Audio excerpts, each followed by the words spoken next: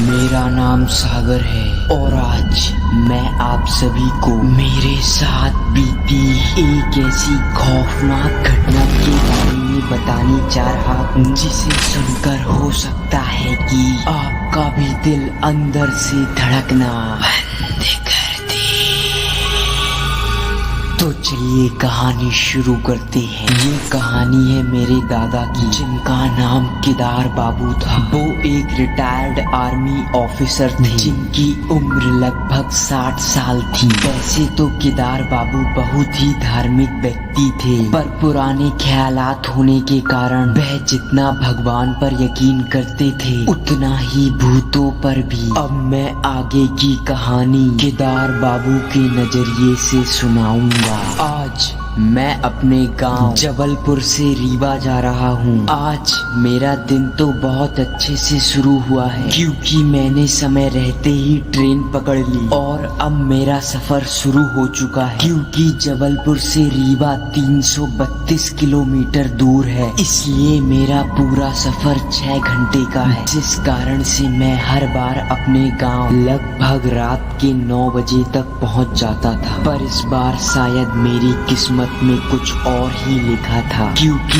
अचानक ही ट्रेन की पटरियों में कुछ खराबी आ जाने के कारण मेरी ट्रेन 3 घंटे लेट हो गई, जिस कारण से ट्रेन ने हमें 12 बजे रीवा पहुंचाया। और जैसे ही मैं ट्रेन से उतरकर स्टेशन के बाहर पहुंचा तो वही हुआ जिसका मुझे डर था। अब यहाँ एक भी टैक्सी नहीं खड़ी थी। वैसे तो रीवा रेलवे स्टेशन से मेरा गाँव महज 2 किलोमीटर दूर था, पर इस उम्र में मेरे घुटनों में दर्द होने के कारण वो 2 किलोमीटर मेरे लिए 20 किलोमीटर के बराबर थे। तो अब मैं कर भी क्या सकता था। तो मैंने जय श्री राम बोला और अपने सफर की शुरुआत कर दी। शुरू में तो मुझे मेरी उम्र के कई साथी मिले जिनके साथ मैंने अपना आधा रास्ता काट लिया था, पर मेरा गाँव जंगल के बीचों बीच होने के कारण अब मुझे पक्की रोड छोड़कर कच्ची रोड में अकेले ही सफर करना था। यूं तो 10 साल बाद मैं अपने गांव आया था, पर मेरा पूरा बचपन इसी गांव में बीतने के कारण मैं यहाँ के चप्पे चप्पे से वाकिफ था। इसलिए मैं अपने गांव की ओर बड़े आत्मविश्वास से चलता जा रहा था। पर तभी अचानक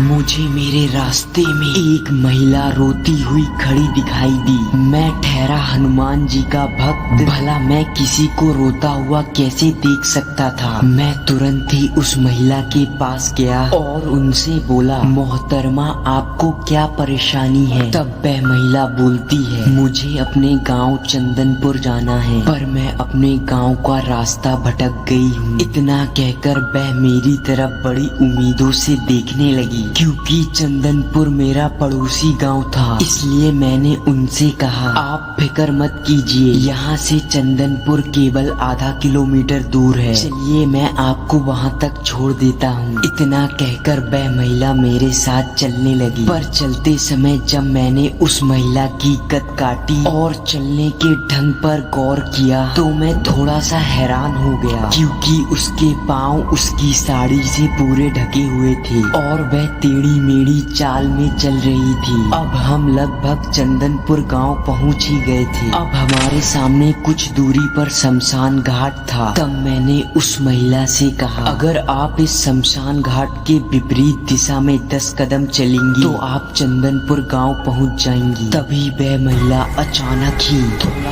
कुर्राते हुए कहने लगी, पर मेरा घर तो शमशान घाट में है। तब मुझे थोड़ा सा आश्चर्य हुआ। तब वह महिला बात को संभालते हुए आगे कहती है, अरे मेरा मतलब मेरा घर शमशान घाट से थोड़ा सा पहले पड़ता है, आप मुझे केवल वहाँ तक छोड़ दीजिए। मुझे उसकी बातों पर थोड़ा शक हुआ, पर फिर मैंने सोचा जब यहाँ तक छोड़ ही दिया है तब थोड़ा आगे तक और सही। मेरे इतना कहते ही वह महिला एक बार फिर मेरे साथ चलने लगी। पर अचानक ही जैसे जैसे शमशान घाट पास आता जा रहा था वैसे वैसे ही वह महिला उग्र होती जा रही थी। तब मुझे समझने में देर नहीं लगी कि मैं एक बहुत बड़ी मुसीबत में फंस चुका हूँ। तब मैंने जैसे ही थोड़ी सी चांद की रोशनी में उस महिला के पाँव के निशान देखे तो मैं अचंभित रह गया, क्योंकि उसके पैरों के निशान उल्टे थे, जिसे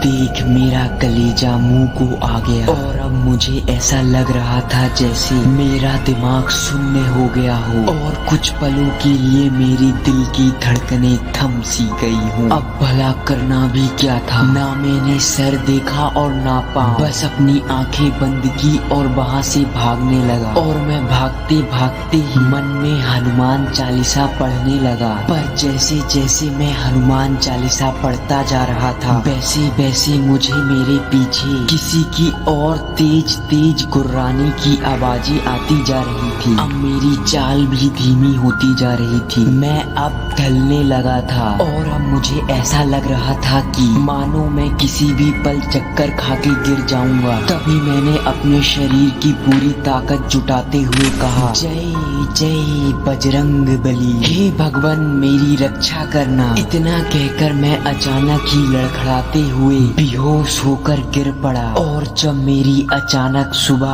आँख खुली तो मैं सकपकाते हुए उठ गया और अपने पूरे शरीर की जांच करने लगा कि कहीं मुझे कुछ हो तो नहीं गया। पर मैं तो पूरी तरह से सही सलामत सुरक्षित था। तब मैं सोच में पड़ गया, उस कुर्राती हुई चुड़ैल ने मुझे कुछ किया क्यों नहीं। तब जैसे ही मैंने अपने आसपास देखा तो मुझे पता चला कि ये तो हनुमान जी का एक मंदिर है। तब मैं फिर से सोच में पड़ गया कि भला जहाँ मैं बेहोश हुआ था वहाँ तो कोई मंदिर का नामो निशान तक नहीं था। फिर भला मैं हनुमान जी के इस मंदिर में कैसे पहुँचा। ये रहस्य मेरे जीवन का सबसे बड़ा रहस्य बनकर ही रह गया और मैंने इसे हनुमान जी की लीला मान ली और हनुमान जी को प्रणाम करके अपने घर को निकल पड़ा।